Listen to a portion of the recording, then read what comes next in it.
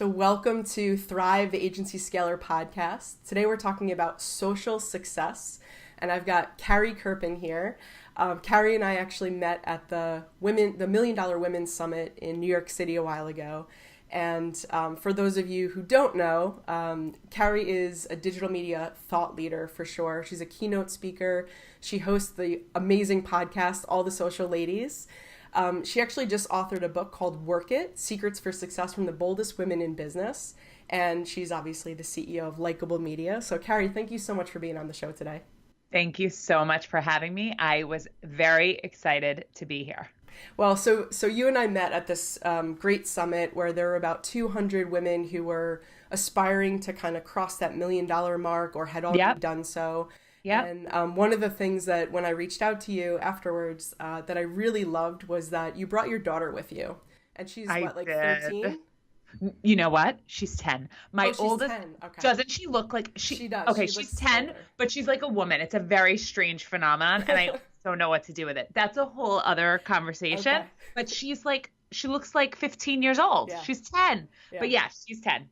She's my middle child. Okay, got it. So what was really cool for me being in the audience was sitting there and watching her kind of looking up at her mom, and then you brought her up on stage with you, and you were talking about her, how amazing her Instagram account was. Yeah. And for a brief moment, I just kind of thought about what it was like for her to be in that moment and looking out at all of these women who are really driven and really passionate about their businesses, and like what a gift you've really given her, in that moment. So I just wanted to kind of say thank you for doing that for her.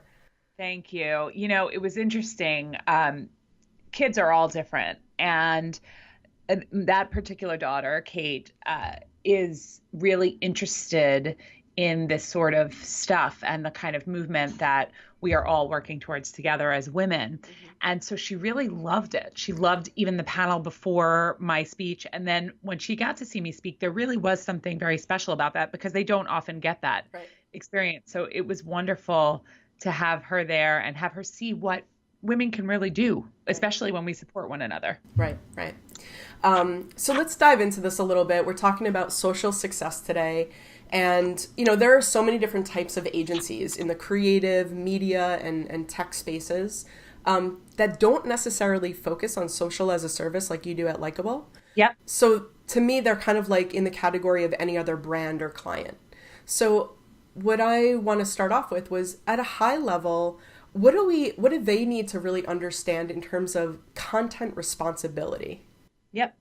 So I think agencies, over time, there are shifts in terms of what's in favor and what's out of favor. So you're either a generalist and you try and do everything, or you're a specialist and you do one area really well. And many, many generalist agencies or agencies that are marketing agencies, PR agencies, all incorporate social. And the reason that they do is that social is really an extension and an arm of every type of marketing. Social can support or help, or it can be a social driver, right? It can drive a campaign forward, or it can be a support. For those of you that are working in a space where social is part of what you do, but not all of what you do, I think that the key is about listening. It's really about understanding how to use social as a listening tool to dictate what type of content will work and why. Now, that doesn't mean that every tweet needs to be taken seriously and you need to look at something, and say, oh, I need to immediately shift my strategy because this one person on Twitter doesn't like this image. Right. But what it does mean is to look at what your target audience, the audience of your client, what they are responding to generally, beyond just your own client, what they are talking about, what they're interested in. And then how can you make your content that you are creating really not so much of an interruption into that conversation, but more of like an addition to or an intermission, a break from what's going on in the world. How do you make the content fit within the lives of the consumer once you shift that? Yes, exactly, without interrupting them. Right. So you have this concept called like the 3 S's: simple, shareable, and short. And I think that it would be really helpful for agencies to understand, like, for them to become great storytellers, they also need to keep these other things in mind. And so how do you kind of balance storytelling with keeping things simple, shareable, and short?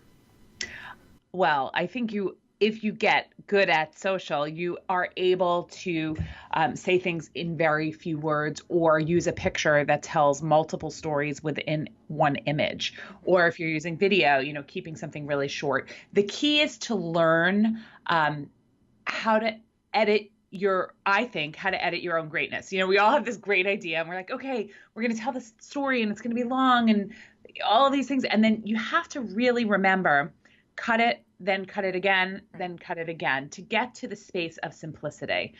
Ask yourself how you could tell the same story in fewer words. Ask yourself how you could make an image less complex, how you can make something really simple and easy to share. Mm-hmm.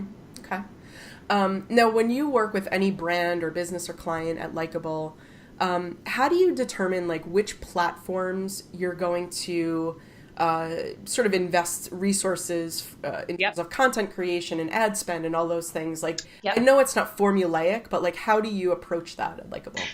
So it's a combination of things. First, you want to be where their audience is, no matter what. So if there is a brand that is really, really hot and specifically for Gen Z, I would consider Snapchat, even though I find their ad platform to be, not as comprehensive. Yeah, shit. So, and then I want to look at, so first, where the audience is, right. And second, how effective and how useful is their ad targeting. So when you're looking at things like Instagram and Facebook, they have the most complex and most effective ad platforms out there today. So the types of units you can run are great. But if the audience isn't there, then you have a challenge. Now, fortunately, Instagram has made a pretty significant rise. So I almost always look at Instagram as an important piece of a puzzle. But sometimes you want to look at something like LinkedIn. And I've seen LinkedIn step up their advertising efforts. So if you're looking at a really good B2B strategy or looking at something like that, I love what LinkedIn has been doing lately. So it depends on where the customer is and where the effective ad targeting is. Mm-hmm. And so you really think that LinkedIn has changed enough to where it's become effective for B2B? Not only do I think that LinkedIn has changed enough, I think they will continue to evolve. I think that the recent data breach with Facebook is only going to help LinkedIn because of the premium accounts that they offer. They have a different model. And so I think that will be really beneficial for them. And if they have the right effective leadership, I think they're going to go places. And so I've seen it. What people see when they see LinkedIn is that the cost per click is much higher and people are only there for spam. But if you're able to produce great content there, like native video on LinkedIn works really well. Oh, yeah. Yeah. I see that even with this show. Yep. Definitely. Yeah. These types of shows are perfect for that type of thing. Native LinkedIn video has been great for us too as an agency and great for our B2B clients. Right.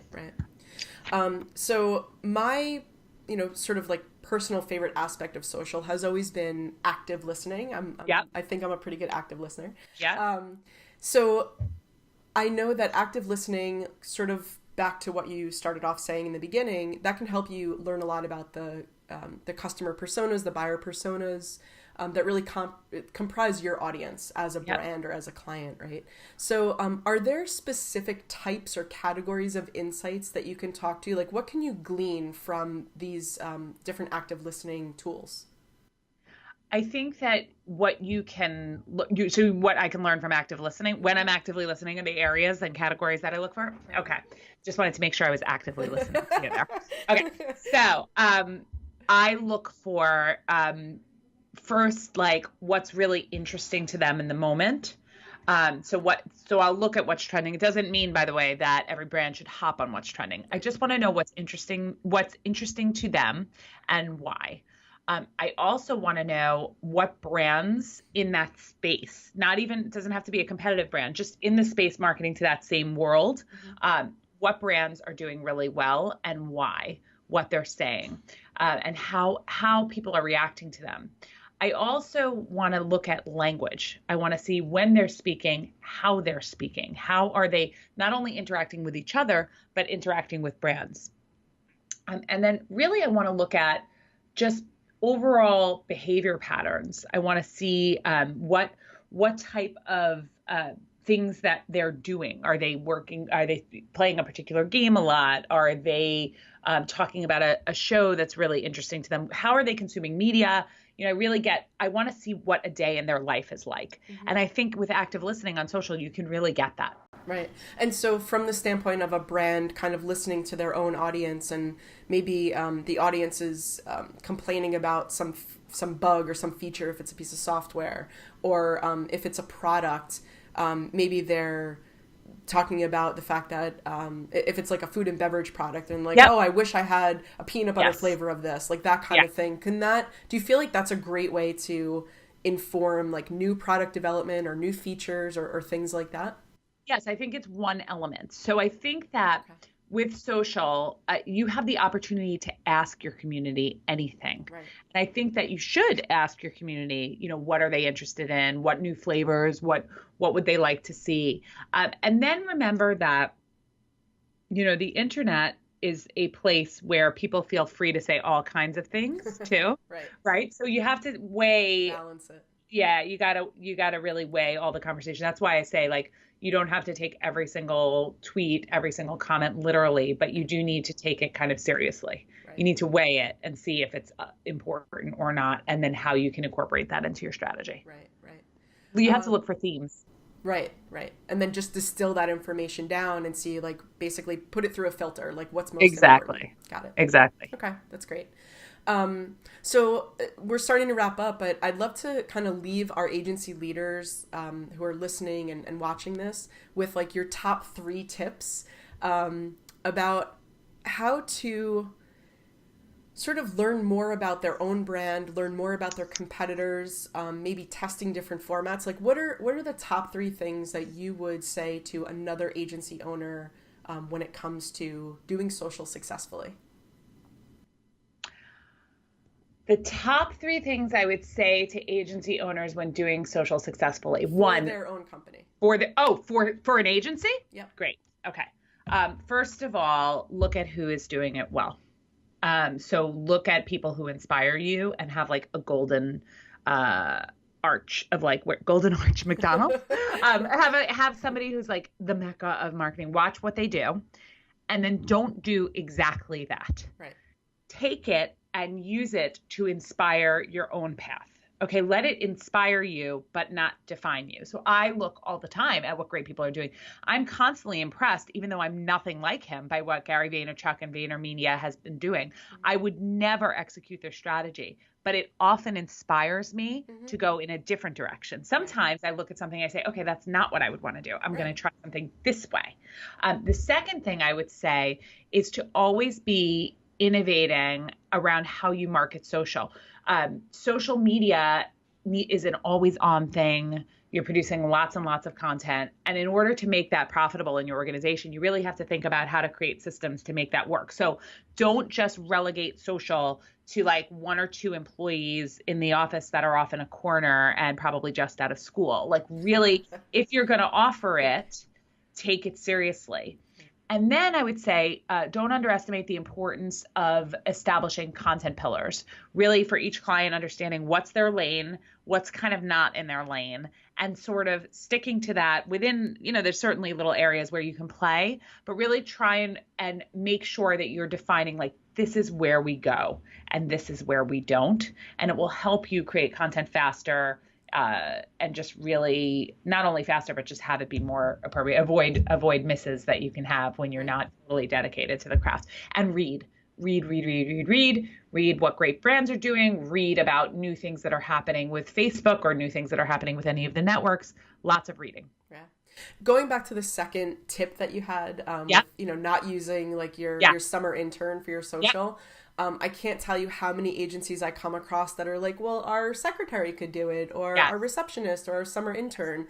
And I just feel like it's so hard to move the mindset and shift that mindset of it's not that important because we're just posting a couple pictures of our office, or, it's almost like there's no strategy. So I don't know. It's just really hard to kind of move that mindset. And I'm just wondering, like, is there a way that you would typically think about maybe using different platforms for different purposes, specifically for agencies? Like one kind of like a behind the scenes platform, maybe Instagram is used for that. Like, do you kind of mix it up Yeah. in that way?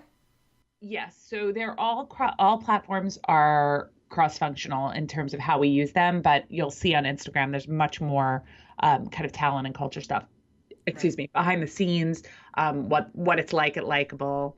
Facebook is much more like when we have a white paper or we want to show our thought leadership and we want to advertise that. Same with LinkedIn. We use it that way. And Snapchat is just pure fun and to show that we're there and know how to use it well, and the team loves it. I think that it can be a very effective marketing tool for an agency. And I also think if you're selling social media as a service and you're selling social media, that it can give a return to businesses, because ultimately that's what every business wants, right? They want to be able to have a return on what they're spending. You have to know how to do the same for your agency. So when somebody goes to an agency and they see that their social is total shit, then it's like, well, I'm really going to hire them to do my social. So I think that's why you need to A, pay attention to it, and B, test it. Like we've done a lot of things to get a return, a lot of different things, but specifically using white papers or ebooks, any stuff like that, and then using some inbound marketing tactics through social have worked really well for us. Right. And I think also just as like a last thought, from the recruiting standpoint, candidates that are looking, a lot of millennials Yeah. or younger, they're Yep. looking at all of these different platforms and deciding, like, is this a company that I want to get on board with? Yeah, So I what think are, so. that lens of looking at it from their perspective to say, is this a place that I would want to work at? What am I putting out there and what am I conveying to that potential candidate? Absolutely. The more you update in social, the harder it is to hide who you really are. Which is And a so good I thing. think it's exactly.